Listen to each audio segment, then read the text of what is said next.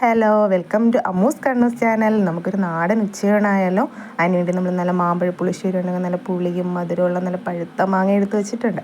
എന്നിട്ട് 4 മാങ്ങ എടുത്ത് വെച്ചിരിക്കുന്നില്ലെങ്കിൽ ഇവിടെ ആളെണ്ണത്തിന് അടിയാവും ഈ അണ്ടിക്കൊട്ടയ്ക്ക് വേണ്ടി. അപ്പോൾ അത് നമ്മളൊരു ചട്ടിയിലിട്ട് നല്ല കുറച്ച് വേവാൻ ആവശ്യമുള്ള വെള്ളവും കുറച്ച് പച്ചമുളകും. ഇത് നമുക്ക് ഇങ്ങനെ വേവിക്കുന്നതിനെക്കാളും നമുക്ക് കൈകൊണ്ട് ഞെരടി എടുക്കാൻ പറ്റുമെങ്കിൽ അത് അങ്ങനെ വെച്ചാലും മതി. ഇപ്പം നമ്മൾ വീഡിയോയ്ക്ക് വേണ്ടി ഇങ്ങനെ വേവിക്കാൻ വെച്ചേക്കുന്നത്. എന്നിട്ട് നമുക്ക് പുളിശ്ശേരിക്ക് അരയ്ക്കാൻ വേണ്ടി നമ്മൾ തേങ്ങയും കൊച്ചുള്ളിയും മഞ്ഞൾപ്പൊടിയും ജീരകവും എല്ലാം എടുത്ത് വെച്ചിട്ടുണ്ട്. അത്രയും എടുത്ത് നമുക്ക് നന്നായിട്ട് നമ്മൾ പുളിശ്ശേരിക്കൊക്കെ അരയ്ക്കുന്നത് പോലെ നല്ല മഷിയായിട്ട് അരച്ചെടുക്കണം. തൈരിപ്പം നമ്മൾ ചേർക്കേണ്ട, ലാസ്റ്റ് ചേർത്താൽ മതി. അപ്പോൾ നമ്മൾ അരപ്പിന് വേണ്ടിയുള്ള എല്ലാ സാധനങ്ങളും എടുത്ത് നമ്മൾ മിക്സിയിലിട്ട് ഇനി വെള്ളം ഒഴിച്ച് നന്നായിട്ടൊന്ന് അരച്ചെടുക്കാം. നല്ല മഷി പോലെ അരച്ചെടുത്തിട്ടുണ്ട്. ഇനി നമുക്ക് ഈ അരപ്പ് നമ്മൾ വേവിച്ച് വെച്ചേക്കുന്ന മാങ്ങയ്ക്കകത്തോട്ട് ഇട്ട് കൊടുക്കാം. എന്നിട്ട് നന്നായിട്ട് ഈ അരപ്പും മാങ്ങയും എല്ലാം കൂടെ ഈ അരപ്പിനകത്ത് പിടിക്കുന്നതൊക്കെ നമുക്ക് നന്നായിട്ടൊന്ന് ഇളക്കി യോജിപ്പിച്ച് കൊടുക്കാം. അപ്പം നമ്മൾ ഈ അരപ്പും എല്ലാം കൂടെ നന്നായിട്ടൊന്ന് മിക്സ് ആയിട്ടുണ്ട്. അപ്പോൾ ഇനി നമുക്ക് ഇതിന് പുളിശ്ശേരിക്ക് ആവശ്യമുള്ള ഉപ്പിട്ട് കൊടുക്കാം. എന്നിട്ട് ഇത് നന്നായിട്ടൊന്ന് വേവട്ടെ, അടച്ചു വെച്ചൊന്ന് വേവിക്കാം. ഇനി നമുക്ക് തൈര് എടുക്കണം. തൈര് നോക്കുവാണെങ്കിൽ ഇങ്ങനെ കട്ട കെട്ടിയിട്ടുണ്ടെന്ന് നിങ്ങൾക്ക് തോന്നുവാണെങ്കിൽ ഒന്നി ആ മിക്സിയുടെ ജാറിലിട്ട് ഒന്ന് നന്നായിട്ട് അടിച്ചെടുക്കാം. അപ്പോൾ നന്നായിട്ടൊന്ന് ലൂസായിപ്പോവും. നമുക്ക് കട്ടിയായിട്ടുള്ള കൺസിസ്റ്റൻസിയാണ് നമുക്ക് ആവശ്യം. അപ്പം എന്താ ഇതുപോലൊരു വലിയ ബൗളിനകത്ത് ഇതേപോലെ ഒരു തവിയിട്ട് നന്നായിട്ട് ഇങ്ങനെ ഉടച്ച് എടുക്കുകയാണെങ്കിൽ ആ കട്ട കെട്ടുന്നത് അങ്ങ് മാറും. നമുക്ക് ആ മാമ്പഴത്തിൻ്റെ കൂട്ട് നന്നായിട്ടൊന്ന് ഇളക്കി കൊടുക്കാം. ഈ ചട്ടിയിലൊക്കെ വെക്കുമ്പോൾ നമ്മളിതാ ഇതുപോലെ ഇടയ്ക്കിടയ്ക്കൊന്ന് ഇളക്കിയില്ലെങ്കിൽ ഇതുപോലെ അടി പിടിക്കും. എന്നിട്ട് നന്നായിട്ടൊന്ന് മിക്സ് ചെയ്ത് നല്ല ഒരു പരുവത്തിലായിട്ട് നമുക്ക് തോന്നി വെന്ത് എല്ലാം കൂടെ മിക്സായി എന്ന് തോന്നുവാണെങ്കിൽ നമുക്ക് ലാസ്റ്റ് ഇനി ഒറ്റ പ്രോസസ്സേ ഉള്ളൂ. നമ്മൾ തൈര് ഒഴിക്കണം. നല്ല കട്ടി തൈര് ഇങ്ങനെ അതിനകത്തോട്ട് ഒഴിച്ചു കൊടുത്താൽ ഇനി നമുക്കതിൽ തിളയ്ക്കേണ്ട ആവശ്യമില്ല. നമുക്ക് ഈ മാമ്പഴ പുളിശ്ശേരിയിൽ നമുക്ക് എക്സ്ട്രാ മധുരത്തിൻ്റെ ഒന്നും ആവശ്യമില്ല. ഈ മാമ്പഴത്തിൻ്റെ മധുരം തന്നെയാണ് നല്ല ടേസ്റ്റെങ്കിൽ ആ മാമ്പഴത്തിൻ്റെ ടേസ്റ്റൊക്കെ നമുക്ക് അറിയാൻ പറ്റും. ഇനി നമുക്ക് കടുക് വറുക്കുന്ന ഒറ്റ പ്രോസസ്സേ ഉള്ളൂ.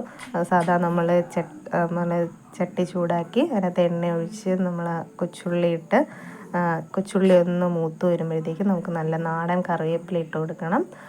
കറിവേപ്പിലയും കൂടെ ഇട്ട് കൊടുത്ത് അതൊന്ന് പൊട്ടി വരുന്നവരെ നമുക്കൊന്ന് വെയിറ്റ് ചെയ്യാം. പൊട്ടി വന്നു കഴിഞ്ഞാൽ നമ്മൾ കളറിന് നമ്മൾ ലേശം മുളക് പൊടി ചേർക്കുന്നുണ്ട്. മുളക് പൊടി ചേർത്താൽ നമ്മൾ അപ്പോഴേ തീ ഓഫ് ചെയ്യണം. തീ ഓഫ് ചെയ്ത് നമ്മൾ ആ ഒരു കൂട്ട് നമ്മൾ മാമ്പഴ പുളിശ്ശേരിക്കകത്തോട്ട് ഒഴിച്ചു കൊടുത്താൽ നമ്മൾ ആ പ്രോസസ്സ് കഴിഞ്ഞു. നല്ല മണവും നല്ല ടേസ്റ്റുമാണ്. വേറെ ഒന്നും വേണ്ട ചോറ് കഴിക്കാൻ. ഇനി നമുക്ക് പയറും വാഴക്കൂമ്പും കൊണ്ട് നല്ല അടിപൊളി ഒരു തോരൻ ഉണ്ടാക്കാം. വാഴക്കൂമ്പ് ഇതുപോലെ കുഞ്ഞായിട്ട് അരിഞ്ഞിട്ട് നമ്മൾ കുറച്ച് നാടൻ വെളിച്ചെണ്ണയിൽ ഇതൊന്ന് തിരുമ്മി വെക്കണം. അപ്പോൾ തമ്മിൽ ഒട്ടിപ്പിടിക്കില്ല. എന്നിട്ട് പയർ കുക്കറിൽ നമ്മളെ പരുവത്തിനനുസരിച്ച് വേവിച്ച് വെച്ചിട്ടുണ്ട്. അപ്പോൾ നമ്മളെ പയർ വെന്തതും നമ്മളെ കൂമ്പ് അരിഞ്ഞ് നമ്മൾ സെറ്റ് ചെയ്ത് വെച്ചിട്ടുണ്ട്. ഇനി നമുക്കിതിനുള്ള അരപ്പ് തയ്യാറാക്കണം. അതിന് വേണ്ടി തേങ്ങ, മഞ്ഞൾപ്പൊടി, ഇനി എക്സ്ട്രാ നമ്മൾ കുറച്ച് മുളക് പൊടി ആഡ് ചെയ്യുന്നുണ്ട്. കുഞ്ഞുള്ളി ഇല്ലാത്തതുകൊണ്ട് സവാള എടുത്ത് ജീരകം എടുത്ത് ഇനി ഇതിന് നമുക്ക് അരപ്പ് തയ്യാറാക്കാം. എന്നിട്ട് സാധാരണ നമ്മൾ തോരനൊക്കെ ഉണ്ടാക്കുന്ന പോലെ നമ്മളെ പാനിൽ എണ്ണ ഒഴിച്ച് കടുകിട്ട് നമ്മൾ കുറച്ച് സവാള അരിഞ്ഞതും കൂടെ ചേർത്ത് അതൊരു കടുക് വറുക്കാനോ കുഞ്ഞുള്ളി ഉണ്ടെങ്കിൽ അത് ചേർത്താലും മതി. എന്നിട്ട് കറിവേപ്പിലയിട്ട് പൊട്ടി വരുമ്പോൾ നമ്മൾ ആ അരിഞ്ഞു വെച്ചിരിക്കുന്ന നമ്മളെ വാഴക്കൂമ്പ് ഇതിനകത്തോട്ട് ഇട്ട് കൊടുക്കണം. അപ്പോൾ ഈ എണ്ണ ഒഴിച്ചതുകൊണ്ട് നമുക്ക് തമ്മി ഒട്ടിപ്പിടിക്കത്തില്ല. ആ കറയും കുറച്ചങ്ങ് മാറിക്കിട്ടും. എന്നിട്ട് അതിനകത്തോട്ട് ഉപ്പിട്ട് കൊടുക്കണം.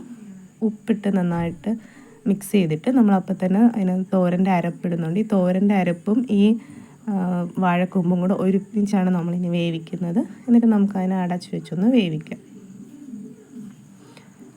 അപ്പോൾ നമ്മൾ അരപ്പൊക്കെ അരപ്പ് എല്ലാം കൂടെ അതിൽ മിക്സായിട്ട് നമ്മൾ തോരനും ഒന്ന് വെന്ത് കഴിഞ്ഞു. ഇനി നമുക്ക് ഒറ്റ ഇതേ ഉള്ളൂ. ലാസ്റ്റ് ആ പയർ വേവിച്ച് വെച്ചേക്കുന്നതും കൂടെ നമുക്ക് ഇട്ട് കൊടുത്താൽ മതി.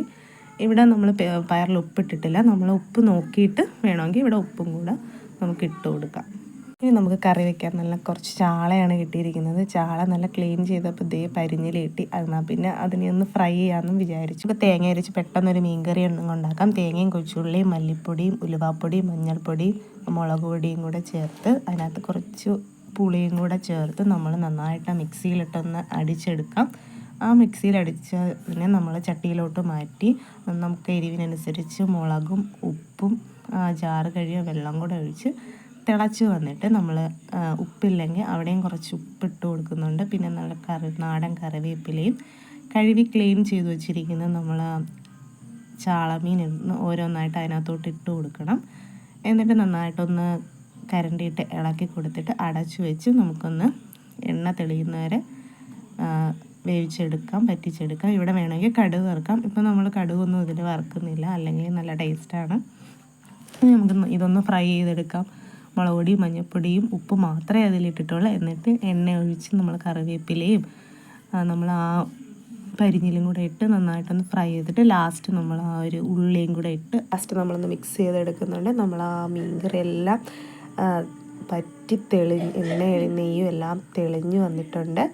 നമ്മൾ വാഴക്കൂമ്പും പയറും കൂടെ ഇട്ടുള്ള തോരനും നല്ല മാമ്പഴ പുളിശ്ശേരിയും പിന്നെ നമ്മൾ ആ പരിഞ്ഞിലും ഉള്ളിയും കൂടെ ഇട്ട് വെച്ച ആ ഫ്രൈയും എല്ലാം റെഡിയായി. ഇനി നമുക്ക് ചോറ് കഴിച്ചാൽ മാത്രം മതി. അപ്പം നമുക്ക് കഴിക്കാൻ ആവശ്യമായിട്ടുള്ള ചോറ് നമ്മൾ പാത്രത്തിലോട്ടിട്ട് നമ്മൾ വാഴപ്പിണ്ടിയും പയറും കൂടെ ഇട്ട് വെച്ച് നല്ല തോരൻ സൈഡിലോട്ട് ഇങ്ങനെ വെച്ച് നല്ല ചൂട് പറക്കുന്ന നല്ല ചാളക്കറിയും നല്ല മാമ്പഴ പുളിശ്ശേരിയും പരിഞ്ഞിലും ഉള്ളിയും കൂടെ ഇട്ട് വെച്ച് നല്ല ഫ്രൈയും ശീമനെല്ലിക്കയുടെ അച്ചാറും കൂടെ ഇട്ട് നമ്മൾ ആ ഉച്ചയോടൊന്ന് സൂപ്പറായി. എല്ലാവരും ഒന്ന് ട്രൈ ചെയ്ത് നോക്കുക. Thank you.